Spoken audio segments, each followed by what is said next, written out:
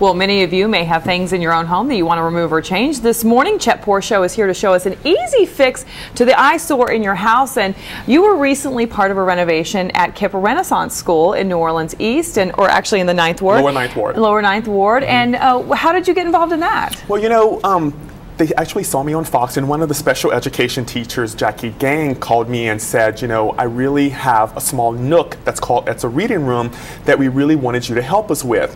You know, a lot of these kids are very, you know, underprivileged kids, and which I was so intrigued about 85% of all the kids that go to KIPP actually graduate from high school, which is a staggering amount, not only in this country, but especially in this city. And then about 70% of those kids, 60 to 70%, actually go on to college and graduate from college.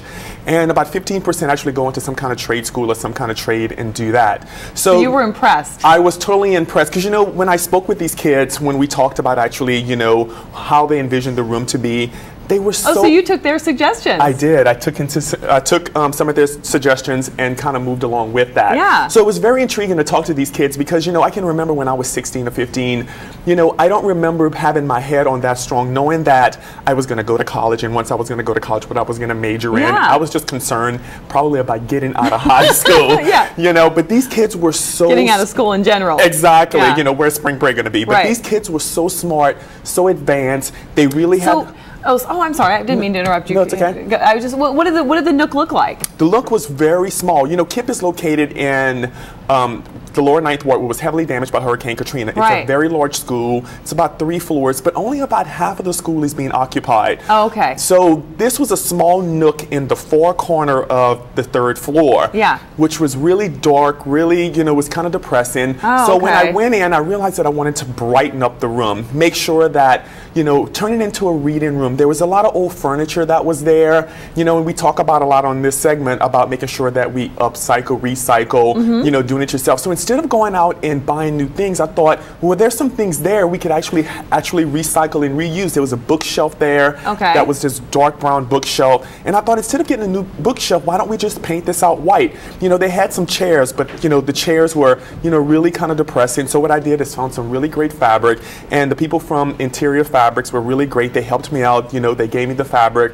to cover the 6 chairs. So I enlisted a whole bunch of people in the community to actually help me with this project, because, you know, giving back is really so important, but giving back to a school is even more important. Now, is this part of the final? So this is the bookshelf? This is the bookshelf. This is how it looked before, though. Yes, and this is how it looked after. Okay. So the bookshelf was really dark, really depressing, and this is another after look. Because you painted the bookshelf white. That's why I painted the bookshelf white. You see, it was dark before, and then afterwards we painted it white. We painted the walls. It was all like really... I was going to say, this looks very bright. It looks like somebody's room. Exactly. Like my room. And that's what the kids were saying. It was so happy. They were so happy to see, you know, one of the little girls said, well, this is the way I wish my room at home was. So it actually, you know, really encouraged me and really gave me great thought into making sure. Taught them. It absolutely did, because I kind of worked with them on the project, you know, teaching them some things. You know, there was a couple of great DIY things, which is the do-it-yourself things that we talk about here on the show. And one of the things that I did was, there was an old chalkboard.